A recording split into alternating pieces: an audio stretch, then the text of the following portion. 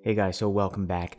We are going to have some more SJM updates in a bit, but on a related note, you know how we were talking about the police being corrupt, the prosecution being corrupt, and to balance out the prosecution being corrupt, lately there's been a push to give the police more powers, but this whole SJM case has shown that the police being corrupt has just made two parties that were supposed to bring justice be places where we have to pay. Well, let's bring it back to a situation where we're looking at, well, how does the prosecution get paid off, and how does that relate to the number one polling presidential candidate at the moment? In 2022, next spring, Korea will elect its new president. Its next president after President Moon Jae-in, and the person in the lead right now is a man named Yoon Seok Yeol. He was the head of the prosecution. He was appointed by President Moon Jae-in, and he is running under the conservative ticket.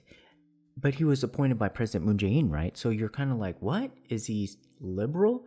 He is kind of a weird case because he kind of like goes from liberal to conservative, I mean, he was like run out of town because of his more liberal side, but then he went against the liberals, and then like he went against Park Geun-hye, and then he got, rewarded for that by the liberals. So anyhow, that's not even the problem he's facing right now.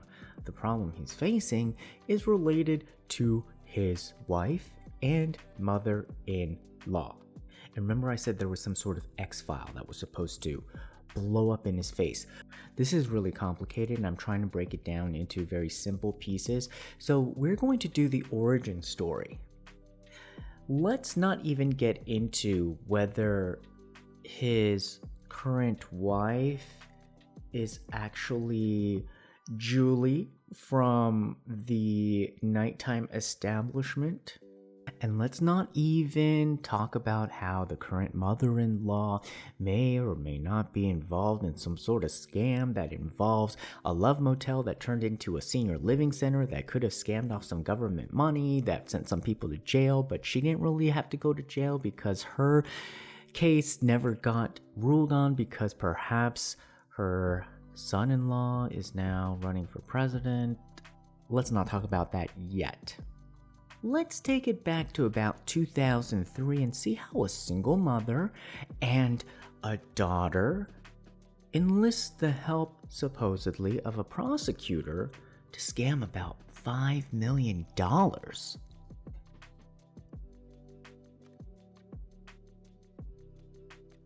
Okay, so back then, because this is the origin story, it's the kind of assumed alleged boyfriend before, not the prosecutor who is the presidential candidate, who is the current husband of the daughter. It's being alleged she has some sort of thing for prosecutors. It's even being alleged that even before this dude, that some incident with the love motel really kind of taught them early on, because they ran into some sort of legal problems where they had to deal with the prosecutor. There's some advantage in, instead of making a prosecutor the enemy, into being some friends with the prosecutor. That's when they really started to figure out, don't make enemies with these people, make friends with these people. So by 2003, they've really learned how to be friends with everybody. Let's get to the point, and also all y'all thoughts out there, all y'all people who are stunt queens, all y'all people who want to run tricks and games, want to be inspired by how Korea does it, and you all have to check with your local authorities, local jurisdictions, local laws, and local cultures to see whether you can run these kind of scams in your neck of the woods, because this is how they do it. So if you want to know, because I always wondered how this is done, because I know I worked with a girl who looked exactly like this, and she was always on her phone. She never had friends, but she always looked like she was out, going around town like a prostitute, but she always like trying to pretend she's innocent. But I was like, what kind of like game is she playing, and like how is she doing it? And like, what is the I always wanted to know, what's the process? Well, this is the process. This is the process. Oh, and it's so good. The way that they do it is a mother-daughter tag team. And the way that it's being alleged is that the daughter, most likely, if she works at some sort of nighttime establishment, serving drinks, maybe doing a little bit more.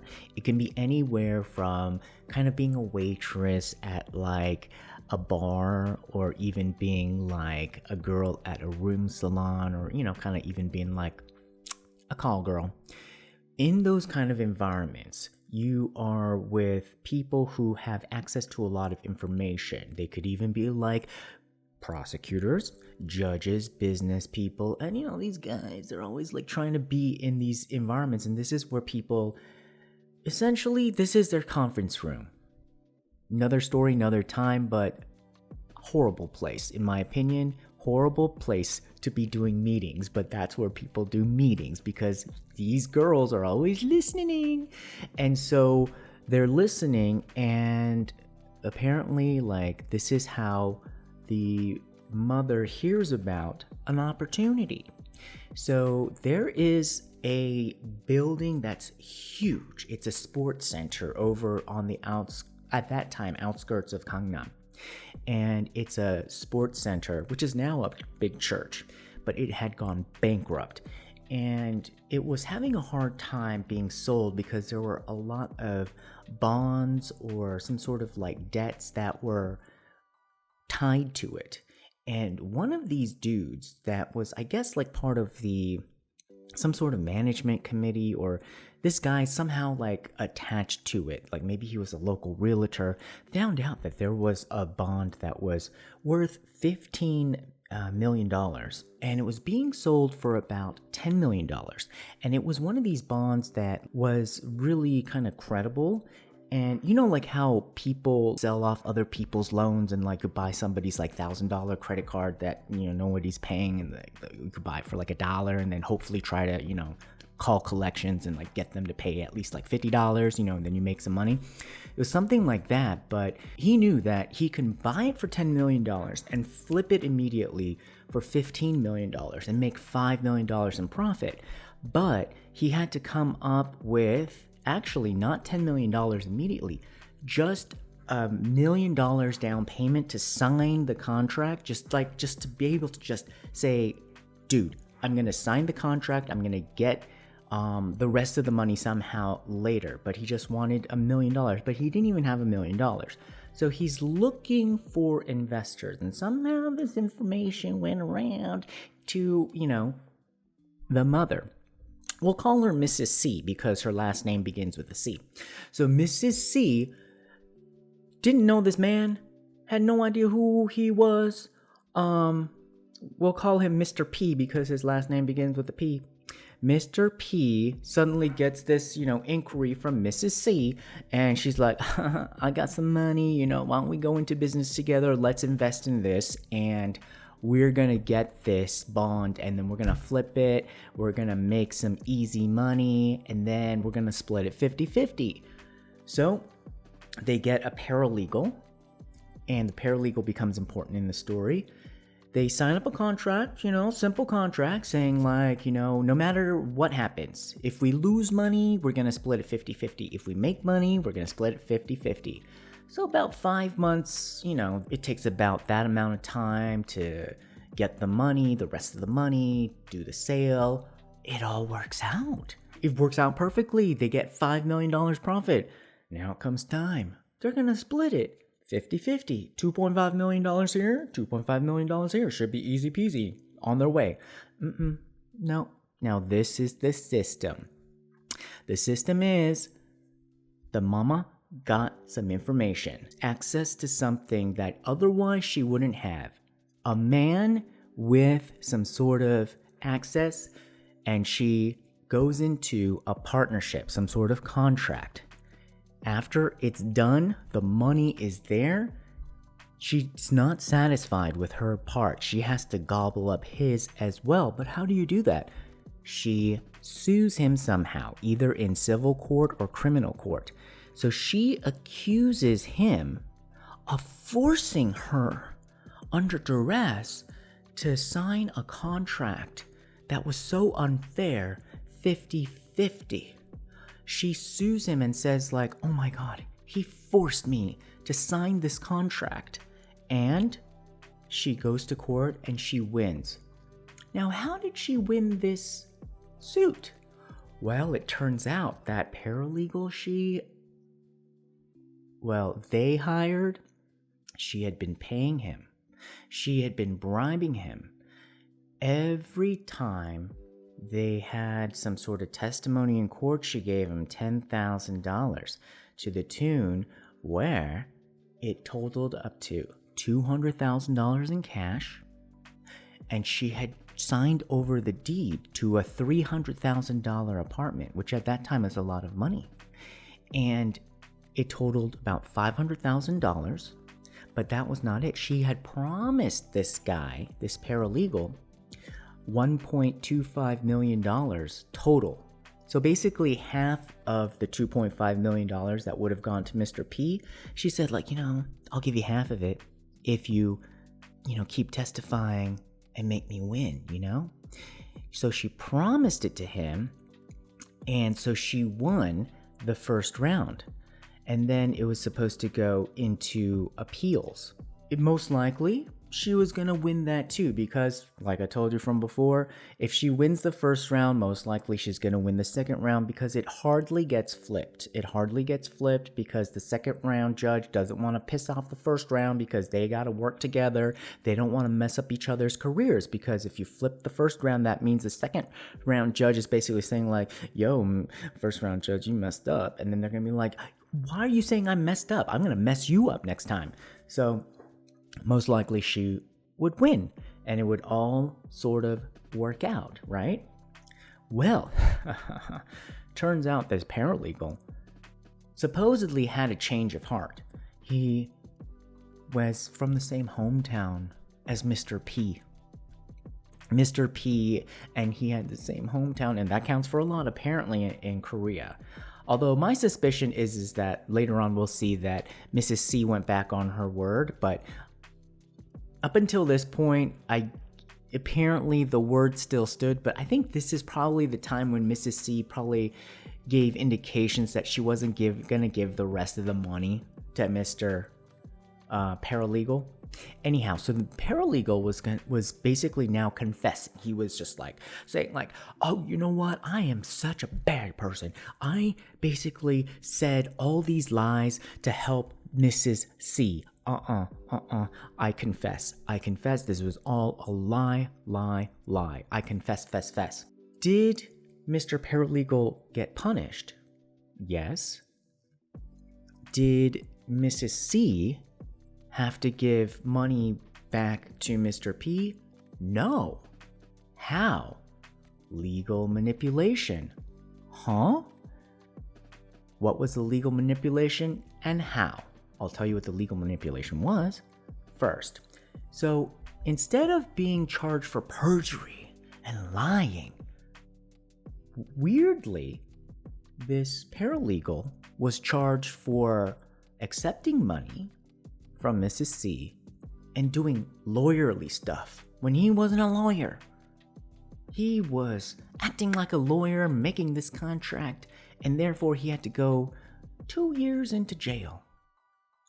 Which meant that actually Mrs.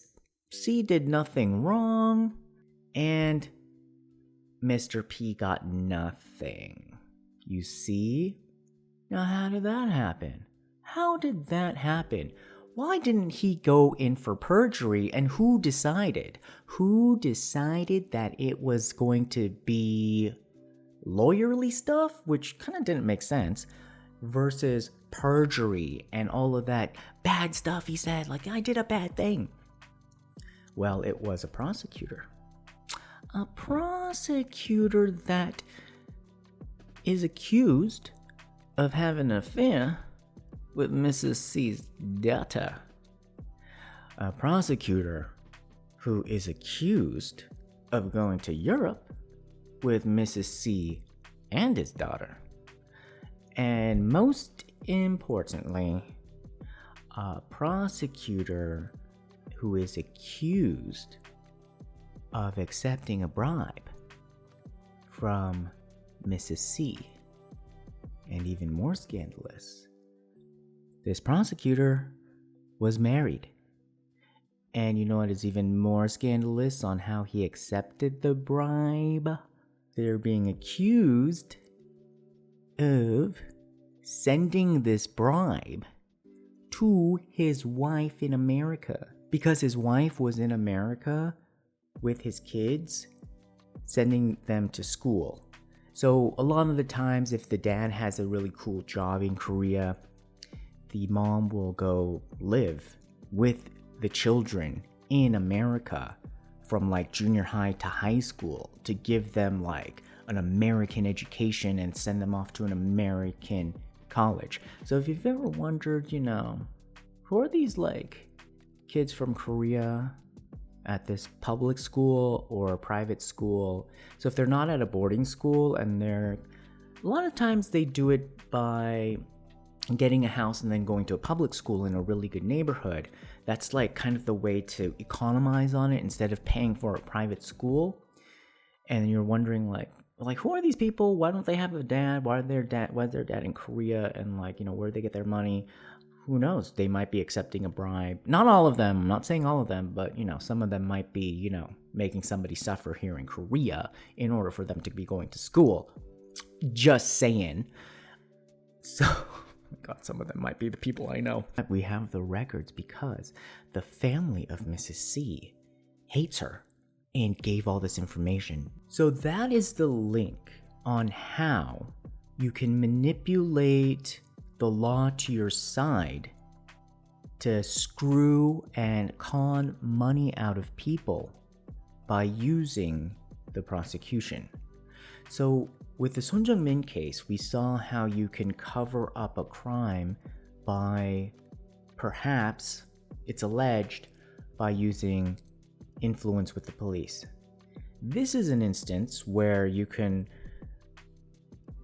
allegedly use the prosecution to win court cases in your favor to con somebody out of money in a contractual agreement. They were supposed to split 50-50 the proceeds of a $5 million profit, but she went and got all of it. It said, oh my God, I was forced into splitting this 50-50 when I should have got 100% of it. But how does that even make sense? Why would she even get 100%? Why was he even there in the contract to begin with then?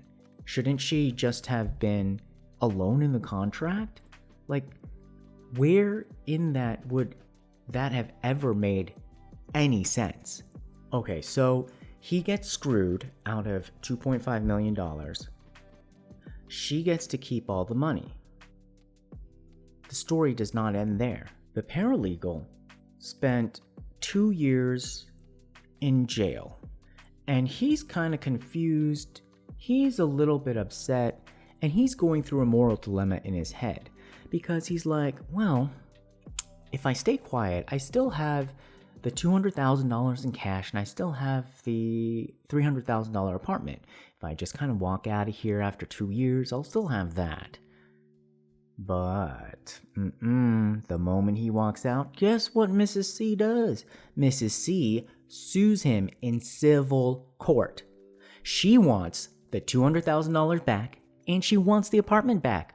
Why? She says that it was just a loan, and she wants it back. She wants her loaned apartment back, and she wants the cash back. She said that even though she transferred the deed into the paralegal guy's name that it was just a loan. So the judge ruled, well, since this was cash, we can't, and there was no contract, we can't determine that that was a loan. So the cash is his, but the apartment has to be transferred back. But even that, observers have said, is a little bit weird. That shows favoritism towards Mrs. C, because usually in those situations, the apartment would be auctioned off by the court, and then whatever money is just given to Mrs. C. But they just basically forced them to transfer the title.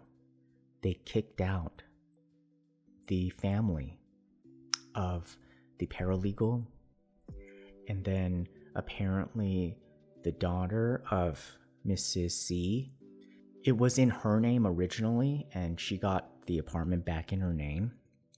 And then she went over there. She gave them, I think, about $60,000 and made them sign an NDA, non-disclosure agreement, to never talk about it. So that's why even back last year when a reporter was doing a documentary on all of this, which is how we got this information, they wouldn't talk. It's really sad. Anyhow, the story doesn't even end there. This paralegal was so mad. You know how mad he was? He went to the police and he said, you know what? I went to jail for 2 years, but I went to jail for the wrong charge. I need to go back to jail for 2 more years for fraud and perjury. You need to reopen this case, and you need to nab me for telling lies on this contract. And you need to get her. You need to make sure that she is found guilty and then share the money with Mr. P. He was willing to go back to jail for like 2 more years. That's how mad he was. I mean, at this point, what does he have to lose, right? He lost his apartment, and he, never was going to get the extra $700,000 that, that lady promised. That's the scam. Because when you look at it, these people will offer you a big sum, but they don't have the cash. So they'll walk in initially with like some kind of like big sum, or they'll sprinkle like big sums that you've never seen. So they were sprinkling $10,000 each time he did a testimony, which is probably big money for him. And then it added up to about $200,000 in cash. They probably ran out of cash. Then they were like, oh, shoot, what do we got? Your apartment, girl, your apartment, daughter, give him your apartment. So she's probably like, what about my apartment? She was like, we'll get it back. So gave the apartment. And then that's how they get it back. And they're never going to give the rest of the $700,000. That's just like nothing. They'll never get. And then basically the $200,000 that they lost, that's probably the cost of doing business in their mind. Because why? She got $5 million. That's the return. She got the $5 million. So that's how you run that scam. So important things to note here are pissed off people in the wake of scamming people, because we have people who talks. Mr. P, totally upset at being scammed out of $2.5 million, and it's been 17 years. He talked in 2020. This has already been a year since this documentary has been out. The paralegal, totally pissed off. He talked. And then Mrs. C's own family members. We even know where the money went to in America. Which bank? Wells Fargo.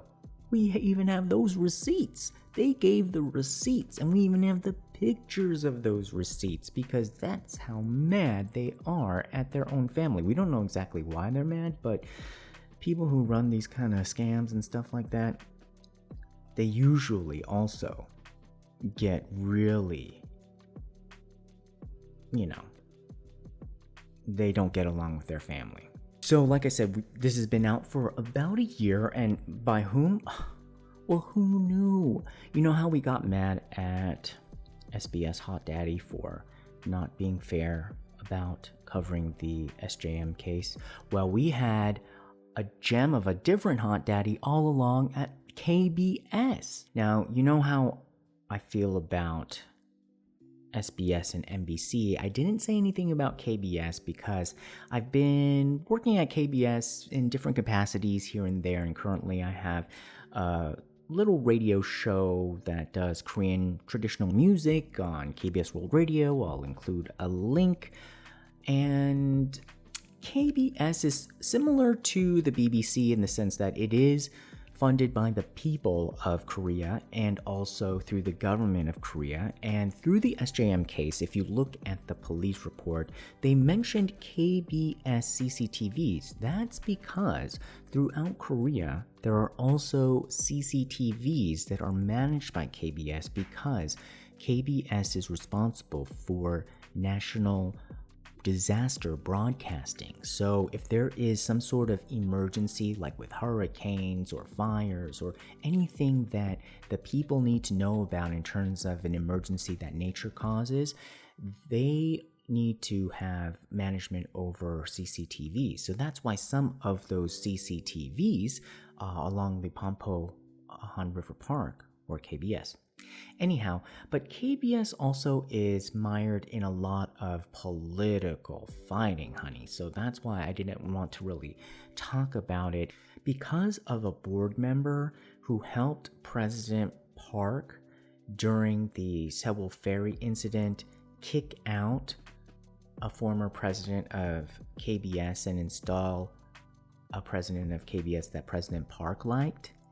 President Park rewarded that board member with the presidency of a different broadcasting network where I was working at as a news anchor, and then that board member who became the president unjustly fired me, so I lost my job. So essentially, President Park, because of her politics, got me fired, and then I sued, and then basically there was a domino effect. I don't know if you followed it. And that was also tied to the prosecution.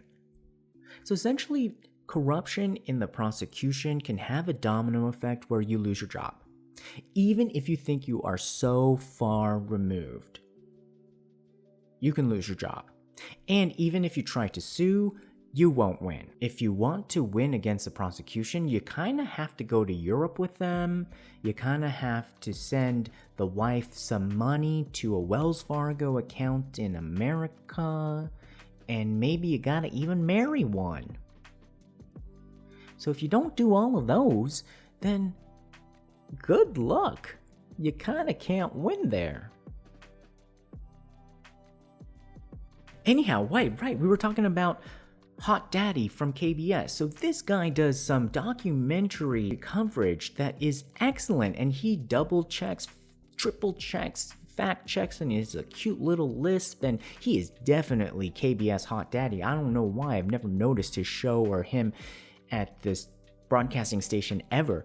And he did this complete research project on Yoon Seok Yeol's mother-in-law when he was the head of the prosecution at that time, even before he was the presidential candidate. Of course, there were whispers that he was going to be a presidential candidate even back then. So, of course, that was the justification for investing all of this time into this piece. But he did a very thorough job, and to be honest, I think I was surprised that this kind of level of quality would come out of KBS, to be perfectly honest. But that's what I would say about KBS, is that it's always complaining about how it can't do as much because it's so restricted. Okay, so you know how I was like saying like SBS is sort of like that rich mean girl and NBC is like that kind of like revolutionary, like I don't care what you think about me. KBS is sort of like, you know, that kid that inherits everything and still complains that they just don't have enough resources to do what they want to do. That's KBS. So when actually there are people in KBS who are very capable, but then there's so much bureaucracy in there that weighs people down. So when there are people who are really cool there and really awesome, that really do somehow find a way to do great work and then boom, have it shoot up like a bamboo shoot, it is really impressive. And this is one of those cases, and this is, yep, KBS Hot Daddy. So watch out for his show because this stuff is really cool. And so yeah, so he did this last year, but because of this renewed interest in Yoon Seok Yeol and this renewed X-File scandal, he's getting more attention again. Oh, so what happened to the paralegal guy? This is really sad. So the paralegal guy, you know how he said like, oh, punish me, punish me, punish me. And he went to the police and the police were like, sorry, we're not going to do that. He's like, what? Come on, send me to jail. And they're like, nope, sorry. Well, 2 years later, he died of cancer. So sad. So how does this take us now to the current day and give us a preview of the next part of this series of scandals? Well, there are accusations against Yoon Seok Yeol and his now wife, the daughter of Mrs. C, that mysteriously her travel records before 2009 are like inaccessible. They're like either blacklisted or they're redacted or just there's kind of a block. And so are the prosecutor that she went to supposedly Europe with. Mysteriously. The mother's travel records are all accessible and did show that she did go to Europe during that time. So the accusation is they're trying to hide a relationship between this prosecutor and this daughter and then the mother by trying to hide that the mother and the daughter were bribing this prosecutor with a trip and inappropriate relations. If this is true, and if you want to extend like how you would seal the deal really quickly on how to create a fast way to convince a prosecutor to rule in your favor, take him to Europe with a very pretty girl. You see how this works? You see how it works? So you seal the deal. What's the big deal? Well, the big deal is whether she was bribing a prosecutor. And then if she was bribing a prosecutor, does she and her mother have a history of bribing government officials? And then if she becomes the first lady, does she and her mother have access to the country? And you have to understand, in Korea, there's not as much checks and balances as in America. So if you saw, like the Trump family go, whoosh, try to put everything in their goodie bag, there's not as many checks and balances. So the doors are more wide open in Korea. And it's easier, let's just say, to set up your superhighway, and that can really ruin society. So that's what people are worried about. And it's also a test, if you can't protect yourself from a mother-daughter tag team, then can you actually protect a country from other nefarious leaders? A lot of times Putin comes to mind. Like, you have to be smart and savvy with your allies too. So how are you going to be able to go to any negotiation table, especially even with your allies, if they all know that your own mother-in-law and your wife have manipulated you? That is so embarrassing. That your own mother-in-law and your daughter have conned you for over a decade? That is so embarrassing. That you can't even handle your mother-in-law and wife, that they came out of nowhere and were able to con you and blackmail you. That's embarrassing. No, no. Then that means that any other leader, any other country can do that to you, and by extension can do that to the nation. I don't think so. I don't know why he's number one. Why is he in the number one position? Why is he polling at number one? Oh my God. Anyhow, so that is the update. That is the problem right now with the number one candidate on the right hand side, or the conservative side. And of course, there is some juiciness on the problem with the number one candidate on the left. I promise you that. I'll get that to you as soon as possible. Talk to you later, guys. Bye.